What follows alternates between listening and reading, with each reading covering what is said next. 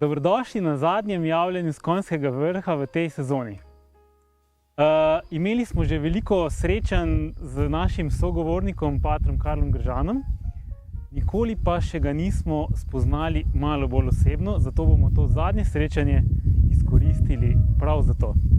Karel, zdravo. Lepo zdrav, živo. Karel, živiš v idilični pravljici, bi lahko rekli tukaj. Ja. Bi mogoče na kratko predstavil, kako si prišel sem? Ja, lepo zdrav. Kako sem prišel sem? Zelo zanimivo. Vedno sem iskal en mirni kotiček, zato da bi se umaknil ne v samoto, v smislu osamljenosti, ampak v smislu poglobitve. Tako so rekli v Delfih, v preročišču na Apolonovem templju je pisalo: človek spoznaj samega sebe, ampak to svetišče, Apolonovo svetišče, predstavlja človekovo zunanjost. Bil je povabljen, ta človek je to bral, da stopi v notrino samega sebe, in ko je stopil v notrino sebe oziroma svetišče, je prebral nadaljevanje napisa in spoznal bo svet in Boga. Da človek ne postane tuj svetu, in vsemu, kar ga obdaja, ne sme postati tujec samemu sebi. Ker sem bil vpet v mnogo obveznosti, mnogo tega, kar me je jemalo navzven, sem v želji po preživetju, v želji, da se ne odtujim samemu sebi svoje pristnosti, zaradi dejavnosti, iskal en kotiček in neka družina mi je podarila ta prostor, ki je bil 20 let zapuščen, hiško, ki je zgrajena iz kamna in blata, brez temelja in je res idilična. Zraven je bil en popolnoma zanemarjen hlev in sedaj smo postopoma s prijatelji to obnovili in po možganski kapi imam to srečo, da sicer kaplan v Lučah pa Solčavi, živim tukaj v tihoti, zato da nisem tuj ne le samemu sebi, ampak temu, kar se v srčiki dogaja v času in prostoru. Kar bivam tukaj, so nastala moja temeljna dela, tista najgloblja v zaznavi, bi rekel, teh ključnih izzivov, ki jih pred nas postavlja situacija, sredi katere živimo. Mislim, da naš čas kliče tudi vas, ki naj jo spremljate, da se zopet približamo k srčiki, najprej vsak samemu sebi, svoji poklicanosti, da premagamo to, bi rekel, odtujenost, tolike stvari nas želijo dejansko odtujiti, ne plehkosti, neke nadaljevanke, ki nič ne. To ne pomeni, da ne potrebujemo tudi nekaj rumenega, nekaj razvedrila, sprostitve, ampak nikoli tako, da bi pa se oddaljili preveč od sebe, ker danes imamo obveznost, da ne tuji lastnemu sebstvu, bi rekli filozofi, samemu sebi, postanemo bližnji drug drugemu in ozaveščamo situacijo. V nas se prebuja toliko tega, kar nakazuje samo po sebi smer rešitve. Bolj kot na nivoju razuma se prebudi, prej sem govoril o Delfih, ta notranja enost, se prebudi zavest, pisano z veliko budi neko zavest in ta zavest se v zadnjem obdobju izjemno prebuja in srečujem ogromno ljudi, ki so prebujeni v zavesti. In to meni budi eno strašno, bi rekel, en veliki optimizem, ker čutim, da se vedno več ljudi odklaplja od odtujenosti in se priklaplja na to, kar je dejansko pristno, kar je osebno, kar je zato tudi v sozvočju z drugimi, kar nas na nek način priteguje v tisto rešitev, ki bo zagotavljala več blagodejnosti v tej človečnosti. Pravijo nekateri, lahko rečejo, to je Bog, lahko rečejo, to je stvarstvo. Mislim, da vse je v kozmosu dejansko, ne vem, a ste že imeli pogovor z Andrejem Detelom ali ga boste imeli, ampak on govori sintropija, ki nas priteguje k velikemu smislu, ne pa k kaotičnosti. Sam ne biti tuj samemu sebi. Kdaj bi rekel pa, da se je pri tebi v življenju, a je bil kak dogodek, ki bi ga recimo izpostavil, da si bolj globoko zavedati, začel bolj razmišljati o tem, kje je zelo v mladosti, kasneje. Mislim, da pridemo na svet kot duše. Lahko stare duše, nekateri rečejo, vsak pride z nekim poslanstvom. Seveda pridemo v situacije, ki niso najbolj ugodne, bi rekel, najbolj prijetne. Če pomislim na mojo družino, ne, mnogo je bilo teh situacij, ki so bile težke, ne, ampak so me naredile. Ne. In pot, ki sem jo prehodil, recimo napake, ki sem jih naredil, ko si dopustiš, da se lahko tudi zmotiš, da ni to nič narobe. Toliko tega je, kar nas na nek način odpre k samemu sebi. Je pa to bila kar zahtevna pot, tudi zato, ker nas želijo ujeti v neke sheme. Ne? Pa naj bodo to sheme institucij, naj bodo to sheme za uporabnost, naj bodo to sheme ne vem kakšne. Ne? In ti, še posebej mi pridni Slovenci, hočemo biti pridni, hočemo ustrežiti, hočemo delovati tako, kot sistem od nas pričakuje. Nič narobe. Ne? Ampak v vsakem sistemu je mnogo tega, kar pa zahteva našo osebno pristnost in prebojenost. Ne? Jaz sem bil na začetku tudi v eni ustanovi, ampak sem videl, da moram prerasti to ustanovo, iti naprej, biti zvest temu, kar je v moji notrini, ker bi me sicer zadušil. Lahko bi bil potem zgolj funkcija, ne, moral sem dihati, moral sem biti, ne, ampak to je zelo široko vprašanje, na katerega bi pa težko na kratko odgovoril. Kako si omenil tudi šolo, ne? Ja. Tvoja, tudi ta šolska pot je v bistvu zelo zanimiva, ne? Ja. Recimo gradbeništvo, tudi tega si se dotaknil, tudi mogoče to gradbeništvo ima nekaj v sebi, da nas pritegne nekaj, kar sploh mogoče v osnovi ni, ker tudi jaz sem iz gradbeništva potem šel čisto do druge vode. Kako si ti najprej zajadral v gradbeništvo in potem iz njega? Ampak se pravi, samo kot neka simbolika, neke poti, ki... Ne? Najprej, če pogledamo to gradbeništvo, ki je v stvarstvu, ne, ima določene zakonitosti, ki so v skladnosti s harmonijo. Recimo zlati rez, Fibonaccijevo število, Fi, je neka harmonija. In sam vem, ko sem opazoval posebej te stare zgradbe, ne, ki so še upoštevale te zakonitosti, me je pritegovalo neke zakonitosti, ki se jih pa potem nisem v šoli učil, ker je bila pač ta moderna smer, ker je pač vse dopuščeno, samo da ustreza funkcionalnosti, ne, se veš, stene z inštalacijami morajo biti skupne, na eni strani WC, na drugi pa kuhna, ne, da je čim bolj ekonomično. Ne. Ko pa gledaš recimo po mestih in opazuješ te stare fasade, ko vidiš, kako so, čeprav že na koncu niso vedeli, zakaj, pa so vendarle upoštevali določene zakonitosti, ki so bile svete. Zakaj? Ker so prebujale harmonijo. Ali pa ko gledam te stare hiše. To me je na nezavedni ravni pritegovalo. Ne? In še vedno imam rad gradbeništvo. Ampak najprej to, recimo, tega arhitekta, ki je v stvarstvu, ne? In potem tudi teh arhitektov, ki dejansko znajo ujeti dodano vrednost, ne? Zaradi katere se ljudje v stavbah počutijo tudi prijetno, ker samo po sebi to deluje. Ne? To so neke zakonitosti samo po sebi. Če jih drevo ujame, ne? V razporeditev listov, razporeditev vej, če jih sončnica ujame, ne? Že ve zakaj, zato da lažje preživi. Ne?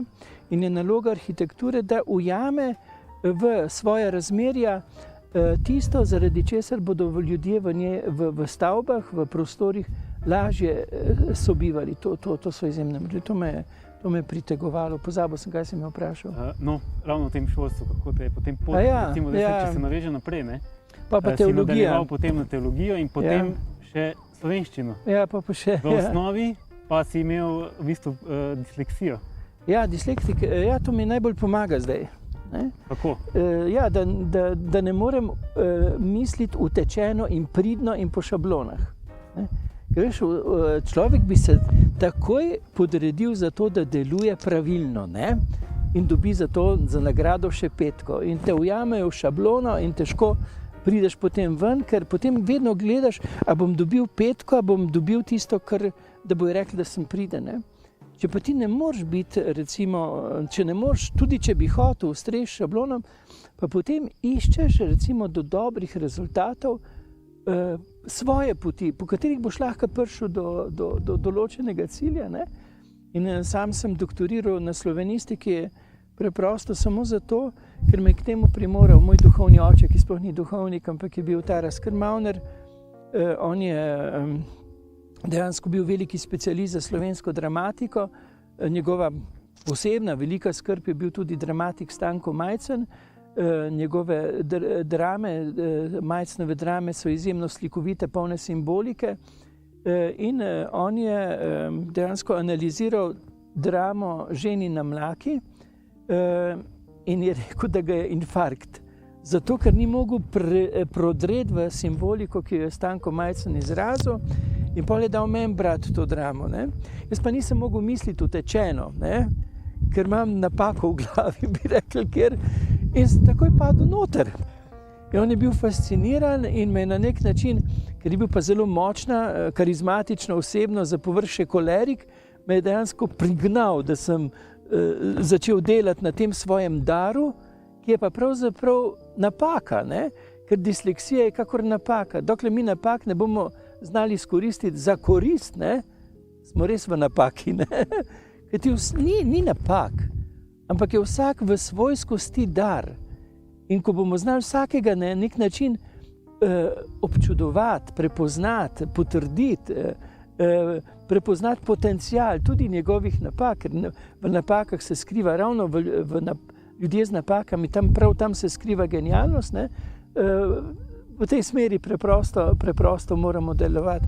Imam še zdaj zelo, zelo hude težave, recimo, ko se prestavi ura, to je zame grozljiv, ali pa čist kakšne nijanse, ko bi rekel, ko eno tručiček popolnoma razume, meni glava ne potegne.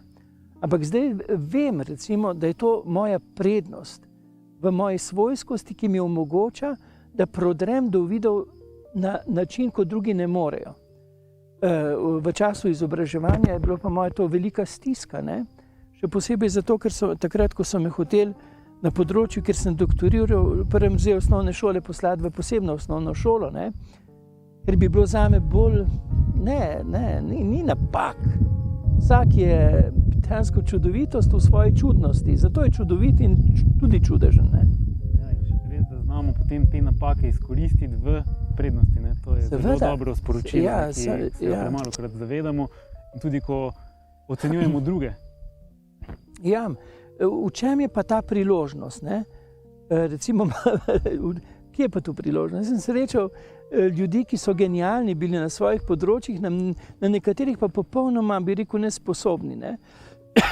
Najbolj boleče mi je, ker je pred 2 letoma dejansko naredil konec svojemu življenju fant, ki je bil kakor reinkarniran Michelangelo. Ne? Že kot mali otrok, to je nemogoče, recimo, kako je on dejansko likovno v podobah izražal dejansko. Ne? Ampak je bil pa na vseh ostalih področjih, kot so rekli v šoli, butast. Ja, butast je sistem, ki ne prepozna vrednost posameznika v njegovi odličnosti. Pa tudi, če je samo na področju likovnega izražanja ali pa giba ali pa ne vem česa. Ti moraš prepoznati odličnost posameznika. Izobraziti pomeni iz obraza iti, iz osebne identitete iti. To je izobraževanje. Kdor pa tega ni sposoben, naj se umakne, ker ubija osebnosti. In to je škandalozno, to je nedopustno. Lahko dela to po čisto vseh predpisih. Ampak ko bo šel v penzijo, bo šel za težko muko, ker bo vedel, da je nekaj delal narobe, pa mogoče niti ne bo vedel kaj. Ampak tu je treba pomagati učiteljem z naklonjenim pristopom, najprej do njih samih, da bodo sprejeli svojo izvirnost, da bodo prepoznali in mirno sprejeli, da tudi niso, da bodo lahko mirno prepoznali slehernega otroka v njegovi odličnosti in tudi v dejstvu, da niso. In da bodo znali slehernika ovrednotiti, ker so bili tudi oni ovrednoteni. Ne pa, da so se morali skrivati in delati ne vem kakšne nasplošno dobre. Ni nasplošno dobrih. Ne? Splošni, kaj je to splošno? To je zadušeno, to je šablonizirano. Naš čas prerašča takšne neumnosti, takšne zapore, v katere želimo zapreti in na nek način oklestiti posamezno osebnost. To je za časom in hvala Bogu, da se budi zavest in da je to res za časom in da bo treba takšne neumne, to pomeni neumne, ne, presledek umne, dejansko pristope prerast.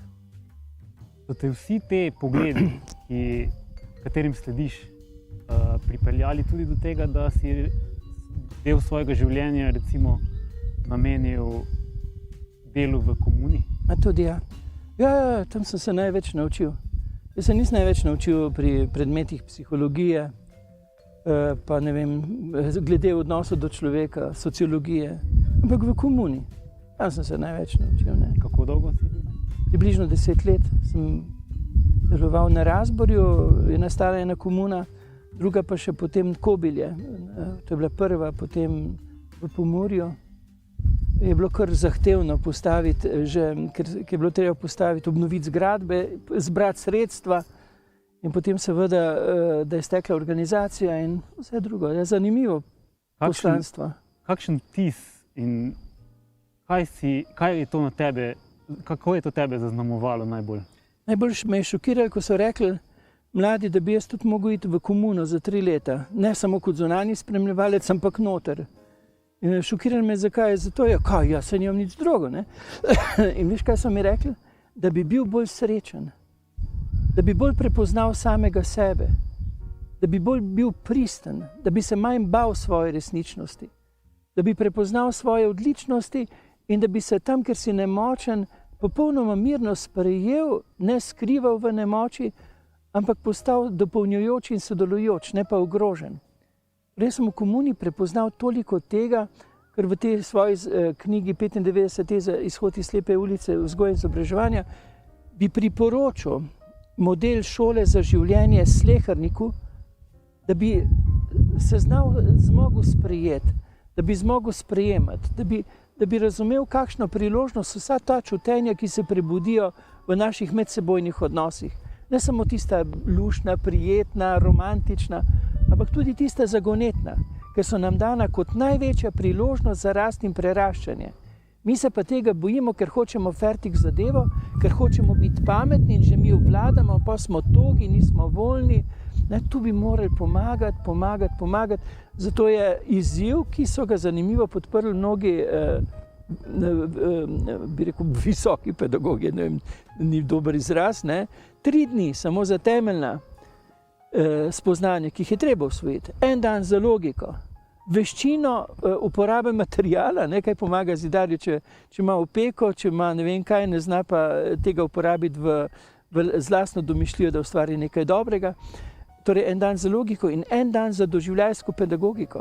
Ko bi na podlagi posebnih taborov, en dan v tednu se da združiti v več dni, ko bi prepoznali, stopali v odnose, prepoznavali sami sebe, zakonitosti odnosov, razumeli, recimo jeza, kako fantastična priložnost, ko postaneš ti jezen, ne, ko se jeza prebudi, na tem čutenju lahko prepoznaš toliko tega. To je tako fantastična, bi rekel, priložnost za analizo in potem zopet, da vstopiš v vajo, da se uskladiš, da ti postane realno življenje najboljša priložnost. Mi mlade učimo toliko tega za glavo, premalo tega za srce in za sožitje. In če hočemo res mladim dobro, jim moramo pomagati k sreči, zadovoljstvu, v realnosti življenja, v medsebojnih odnosih, ne pa samo zato, da bodo dobro služeči. Ne?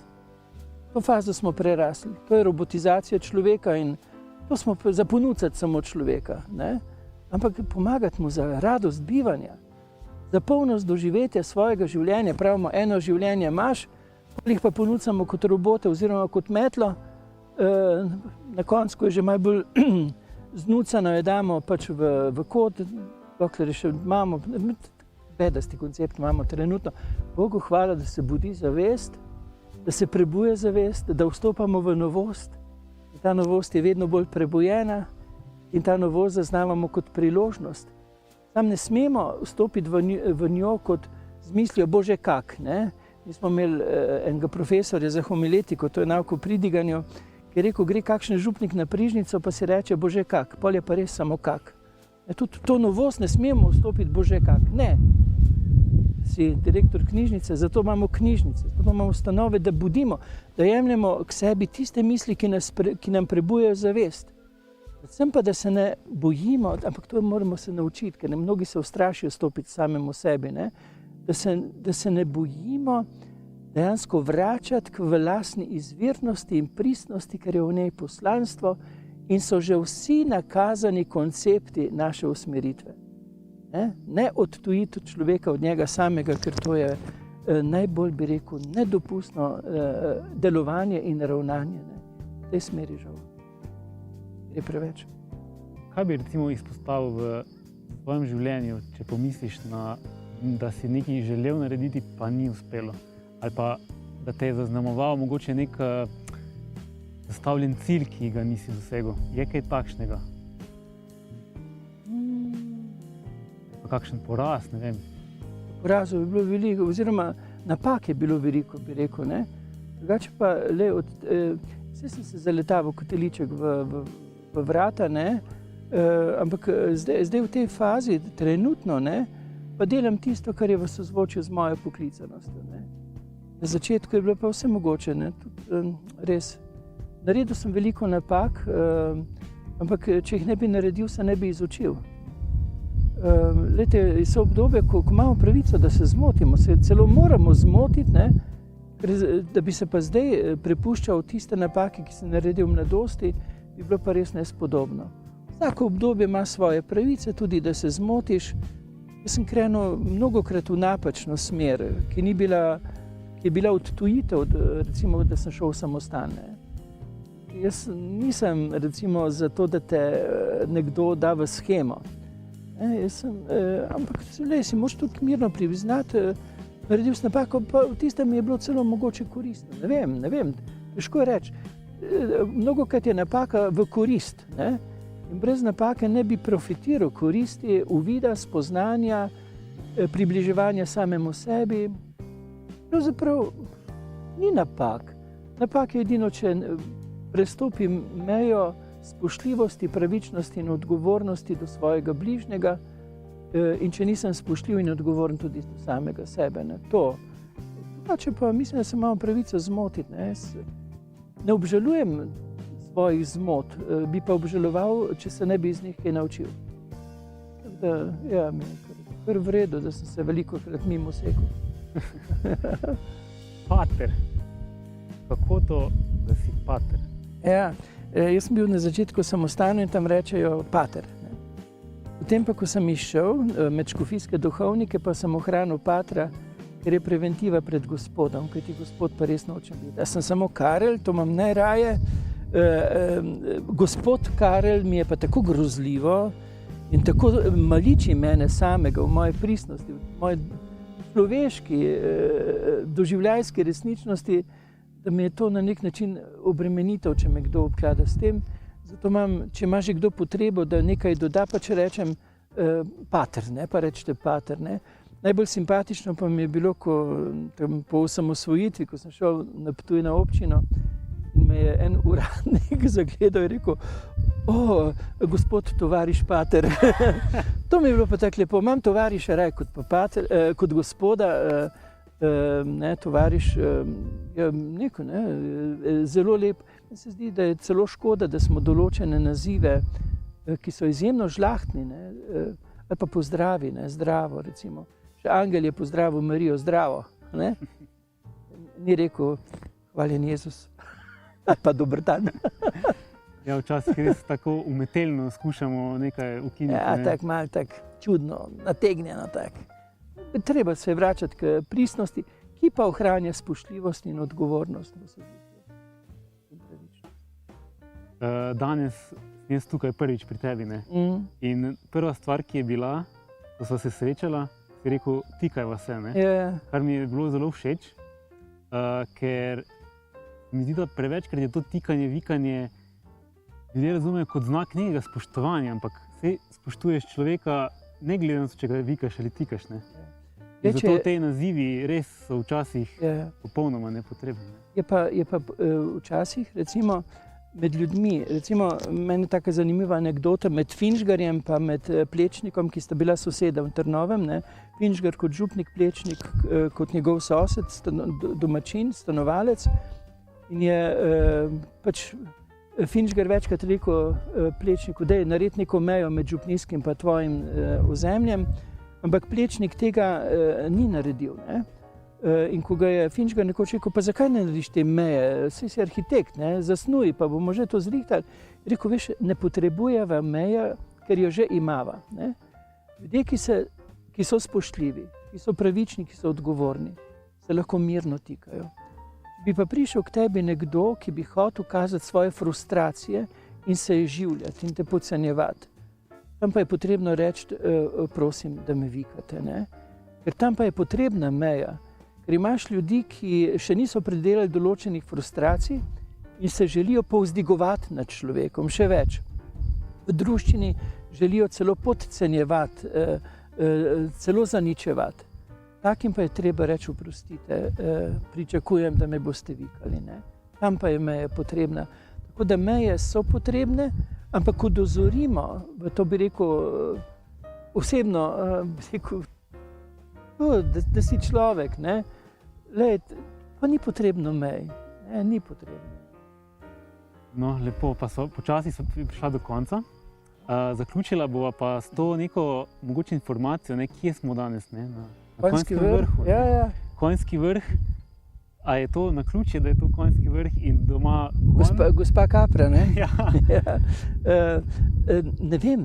Ne vem, po moje je bilo od vekomaj načrtovano. Šalim se. Očitno si nekako s konji zelo povezan, ne? Ja, jaz sem se konjev bal, ker sem mestno dete. Ko sem pa pregorel, so mi pa prav podarjeni, jaz rečem gospa Batosta takrat, ne, so mi pomagali s pregorelosti, ker imajo konji živali nasploh izjemno čustveno inteligenco in so pogosto boljši čustveni spremljevalci, kot pa kakšni institucionalni funkcionarji, ki pozabijo na človečnost in vidijo samo še funkcijo, ne.